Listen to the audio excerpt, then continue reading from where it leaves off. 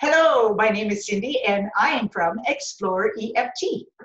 Hi, and I'm Corby from Radiant Core Solutions. And today we have a special guest, Karen Hicks, who is a personal leadership coach. Welcome, Karen. Hello, Hello, Karen. everybody. Hi. Hi, nice to meet you. Yeah, we're glad to have you on here. We've been talking to people who've had some form of EFT in their life, and we know you've had a journey with that, and wondering kind of if you want to introduce yourself a little bit and take us on that journey. Sure thing. So again, my name is Karen Hicks and I'm living in Ontario right now. And I first came across EFT about 15, 16 years ago. Wow. And I had somehow discovered Gary Craig's manual online. And at that time, though, I don't think I was ready for it. I didn't have a community attached to. It was interesting. I have spent the last 20 years, 25 years of my career in the charitable sector and the not-for-profit sector at a management level. And I always knew I wanted to work with people. Way back then, I thought I would be a psychiatrist. Didn't go there, thankfully, because this was not going to be a marriage, for sure not. And so I found this manual and thought, oh gosh, this looks really interesting. And it was so I set it aside. 5 years ago, as the journey of life happens, I was introduced to neurolinguistic programming and took that training and loved it and took more. And then from there and through that training, discovered hypnosis and took more of that training. And it was in that training that there was a dentist. And she was telling everybody in the group that she was actually leaving her practice as a dentist because she had discovered this amazing tool she's using with all her friends and family, and the results were amazing. And so she said it's emotional freedom techniques, EFT, tapping. And I was like, this sounds really familiar. And lo and behold, it was this thing that I had discovered 15, 16 years ago had come back into my world, back into my life. And so through her was introduced to Nefty and Nancy. And then I took a weekend training, level 1, level 2, and I thought, this is the thing, this is it. So did that training and immediately went into the harness program, a 10-month program, as you're familiar. And that's what I did. And that's the path as to the starting point is how I got to where I am right now. Right. And where are you right now? So where I'm at right now, so tomorrow is my very last day in conventional employment. Wow. For the first time in my whole career, so yay. And so I can focus full time in a private practice. So doing coaching work with people, using EFT in the way that it's impacted my life. Because even though I had done a lot of NLP training and hypnosis, when I went through EFT in the harness program, it was, that's really where I discovered and where I landed into a lot of emotional freedom, where a lot of the residual, those deeply core held beliefs, was able to release and resolve. And so the lightness that I feel in my world right now, because I don't feel I carry the weight of the world anymore on my shoulders. So I want to be able to use these tools to help other people with that. So focusing full time on a coach and a coaching practice, using EFT as a primary tool to help people get unstuck, make decisions, move forward with their lives, and I think at the end of the day, feel good about who they are. Nice. Yeah. And how have you found integrating it with the other modalities that you have? How has that enhanced that? I think that they blend perfectly together. I think Gary Craig trained in NLP, so some of the training and the language patterns, and I was familiar with. And hypnosis, we're mostly in trance anyway, and so we're not really operating that consciously all the time. Right. And so it all just fits really nicely together. And I think the added bonus of EFT, what that happens, is a way to allow the moves the energy through the body, so there's no places of stuckness. Mhm. So you can actually relax the body in a physical way using EFT that that's not available in NLP and in hypnosis to some extent, but EFT is at just in time and, just in the moment when you need it. So when I go see my dentist, I, go in the washroom and I tap, even though I hate this, and go. And then I go sit in the dentist chair and she's like, "Oh, you're so relaxed." Like, yeah. So having a tool that you can use just immediately when you need it to calm the system so you can approach a situation with calmness and confidence. Is amazing. And then, of course, the other end of the spectrum with EFT is resolving some long-standing unresolved issues and doing trauma work with it. And definitely, like, say, the self-regulation in the moment is just so beautiful. And then, as you know, as we need to go with coaches to get into that deeper stuff, because when that crap hits the fan, you want to walk away from it. So that's where you need that coach to help you through that. Know that you'll absolutely be on the other side of that. I couldn't agree more. That there is support. There is a way to take care of that overwhelm right then and there. Yes, you don't have to stay there.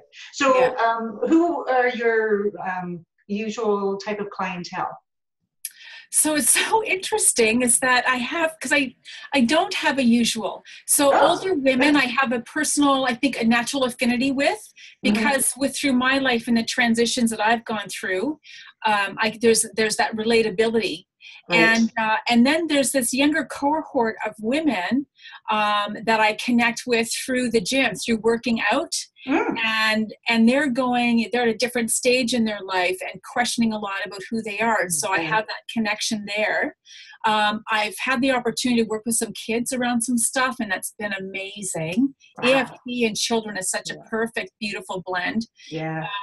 So it's been not a specific group. I think mostly, though, I can see myself really around women and health issues, and just as women, so much of our conditioning is about putting other people first, and that somehow this selfishness about putting ourselves first, and then we lose who we are. Yeah.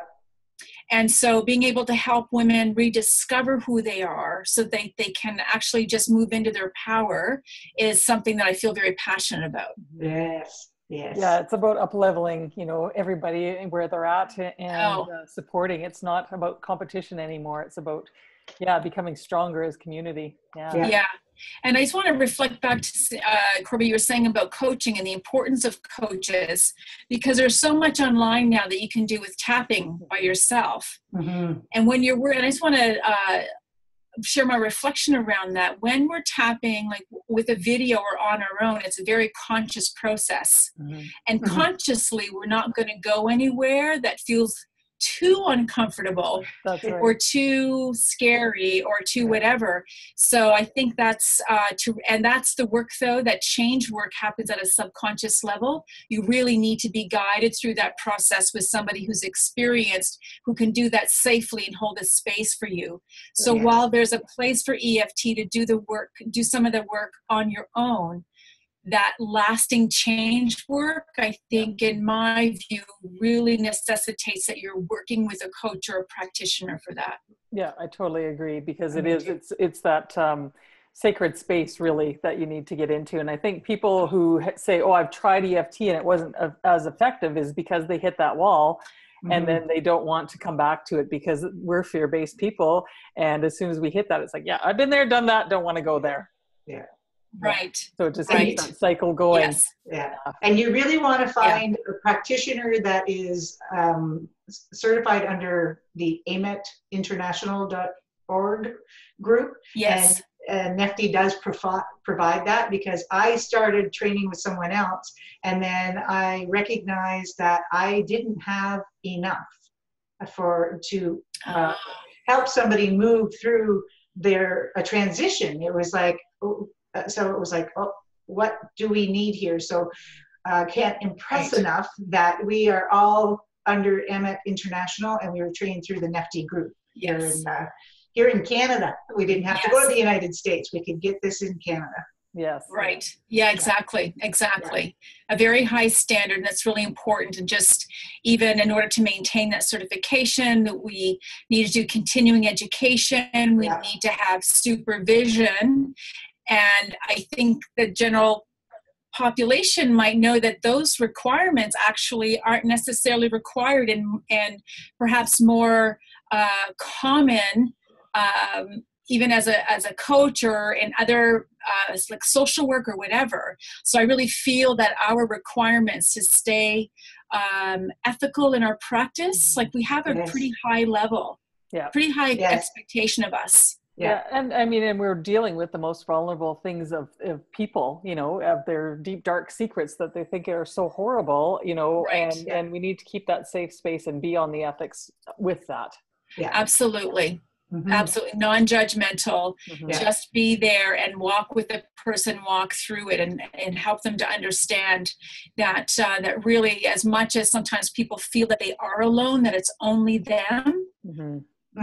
Just it's never them. It's never just them, that there's so much that they really have a community. There's a community for them to access if they are willing to open the door.